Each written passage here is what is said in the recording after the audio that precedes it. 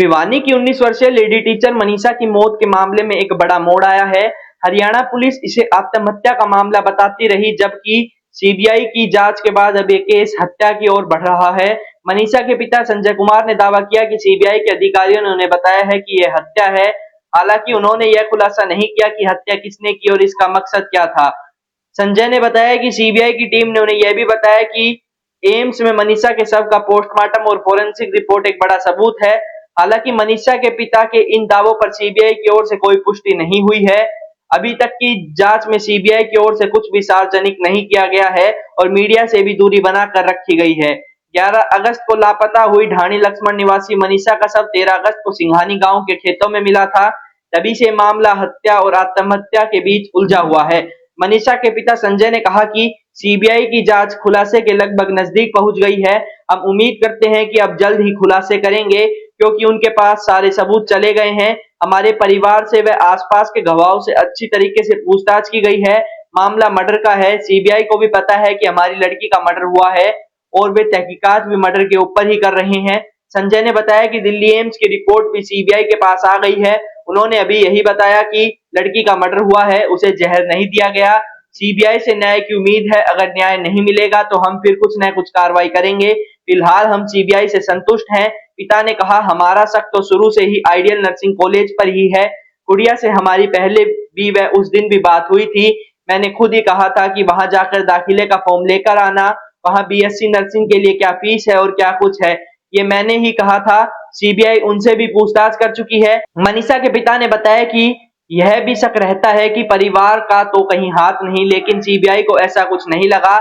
जब भी सीबीआई आई तो कभी 1.5 घंटा तो कभी 2 घंटा पूछताछ की। परिवार के सभी सदस्यों से इकट्ठा ही पूछताछ की है।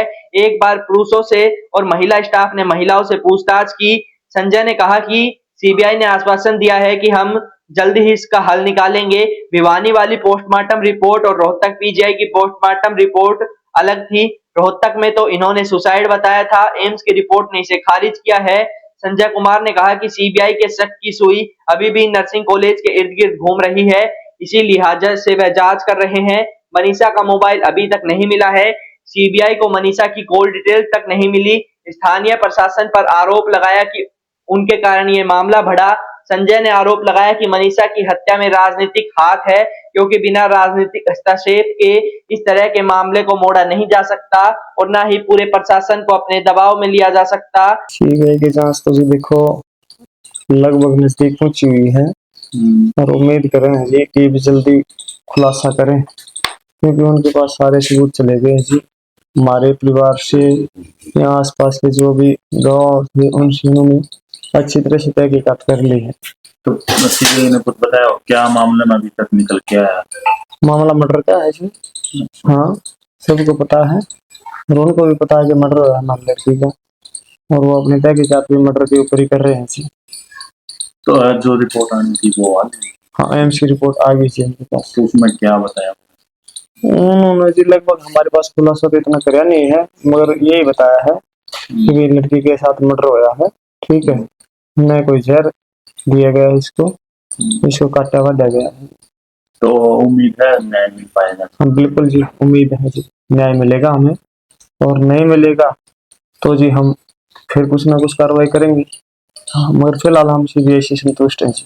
अभी तक क्या लगता है क्या कारण रहेगा मतलब किसी पर शक हो?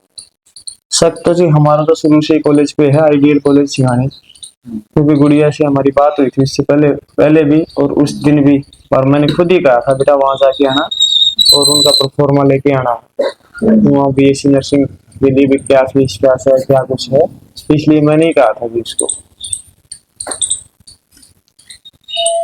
सीबीआई ने आपसे पूछताछ की, कितनी बार पूछताछ कर चुकी है सीबीआई जी हमारे पास लगभग 3 बार पूछताछ कर चुके हैं मेरे और मेरे परिवार से। ठीक है, और हमारे में उनको कोई शक लग गया नहीं जी, क्योंकि हमारा तो मैटर ही नहीं था, क्योंकि उनको ये डाउट भी होगा ना कि आजकल परिवार में ही मामला हो जाता है, इस करके हमारे पास बार बार उन्होंने अच्छी तरह से मतलब हमारे एक एक परिवार कैंडिडेट से पूछताछ करी अच्छी तरह से।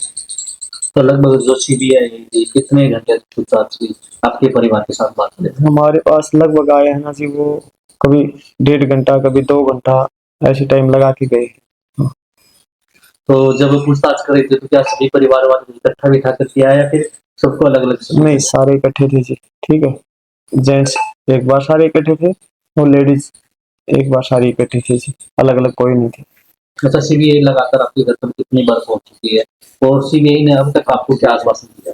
सीबीआई ने हमें आश्वासन दिया है जी कि हम इसका जल्दी ही निकाल लेंगे, हल निकालेंगे। तो जो आपका शक है अभी क्या आइडियल पुलिस पर ही है? जी हाँ, हमारा आइडियल कॉलेज पे ही है, इसके अलावा कहीं शक है ही नहीं। तो अच्छा, आइडियल जो कॉलेज रिपोर्ट थी उसके अंदर क्या बताया गया है? जो अभी तक जो तीनों रिपोर्ट हैं उसके अंदर आपको क्या लग रहा नहीं, भिवानी वाली रोहतक से अलग थी जी, है?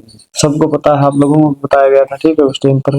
और रोहतक में तो क्लियर इन्होंने सुसाइड दिखा दिया था, पॉइजन दिखाया था। और एम्स वाले ने इनको खंडित कर दिया है, खारिज कर दिया है। एम्स की जो रिपोर्ट आई है इसको खारिज किया है। अच्छा, जो सीबीआई ने अभी जो केस दर्ज किया है वो किन धारा में तय किया है? और मर्डर की धारा पर लगाया जी। तो सीबीआई फीडबैक देती है भाई केस को लेकर? सीबीआई फीडबैक तो जी कम ही देती है, क्योंकि ये खुलासा तो इतने जल्दी हमारे सामने भी नहीं बताएंगे भी क्या है क्या नहीं, क्योंकि कोई ना कोई बात लीकेज हो जाए। मगर ये जरूर कहते हैं कि भी हम इस केस का हल जल्दी ही निकालेंगे।